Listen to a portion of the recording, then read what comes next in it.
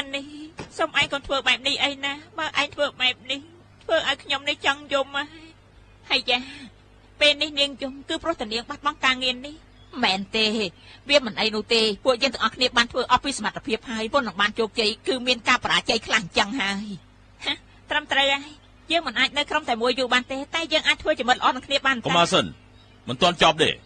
ខ្ញុំមកពីអង្គភាពប៉ូលីសជាន់ខ្ពស់ហើយខ្ញុំជាមេបញ្ជាការជាន់ខ្ពស់របស់ District វងយ៉ាន់ហើយខ្ញុំថាលោកវងលោកវង CS នឹងស្អីគេទៅវាគឺជាភ្នាក់ងារមួយដែលតាមកម្ចាត់ក្រុមភេរវករៀបចំសន្តិសុខហៅថា District តើលោកមកទីនេះគឺដើម្បីចាប់ពួកយើងមែនទេខ្ញុំមកទីនេះដើម្បីប្រាប់ថាអ្នកទាំងអស់គ្នាត្រូវបានជ្រើសរើសជាកងកម្លាំងនារីពិសេសក្រុម B ពិតជាកំ pl ែងមែនទេអស់មែនហើយពួកយើងទៅត្រូវគេទាត់ចោលតែមែនហើយត្រូវតែបង្ហាញគេឃើញថាធ្វើកងកម្លាំងពិសេសដោយសម្ងាត់គឺមានតែភ្នាក់ងារប៉ូលីសពិសេសនិងខ្ញុំប៉ុណ្ណោះទេដែលសហការជាមួយនឹងពួកនាងគឺត្រូវលាក់សមត្ថភាពខ្លួនឯងទើបយើងធ្វើការងារយើងបានល្អ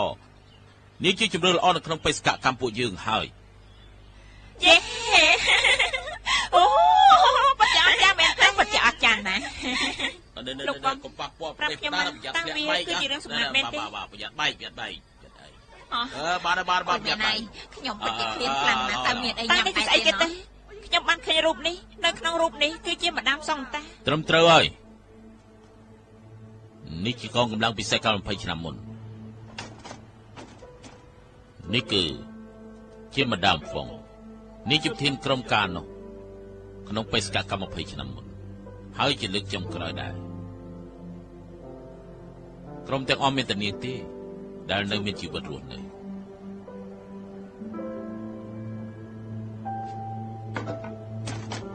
ព្រោះឯរីជាប់តាក់គេយើងមិនអាចបន្ទោសនាងបានទេហើយមិនអាចបន្ទោសនាងផងដែរបងហើយនឹងម្ដាយរបស់នាងគឺជាមិត្តល្អនឹងគ្នាដូចជាពួកឯងពេលនេះចឹងយាយរបស់ឯងមិនចង់ឲ្យគេស្វែងរកឯងទេតែគាត់លាក់ឯងមិនបានឯងនៅតែបង្ហាញខ្លួនតលបាននៅក្នុងរូបនេះគឺជាបរិមម្នាក់នេះយ៉ាងហោចណាស់ក៏ 95% ត្រូវនឹងភិនភាគគឺជនល្មើសដែលយើងឲ្យឈ្មោះថាជាប្រធានាធិបតីកាល20ឆ្នាំមុនហើយតែងតែមើលទៅគេដដែលពួកគេគឺជាជនចាប់ចម្រិតជាអ្នកជំនាញមកពីកូរ៉េធ្វើឲ្យគេកាន់តែខ្លាំងឡើងតែវាដូចជាមិនមែនរូបរាងគេទេ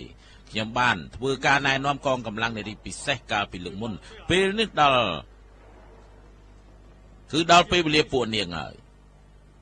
ពួកនាងត្រូវទៅម៉ាឡេដើម្បីចាប់ប្រធានាធិបតីចាលោកម៉ាឡេស៊ី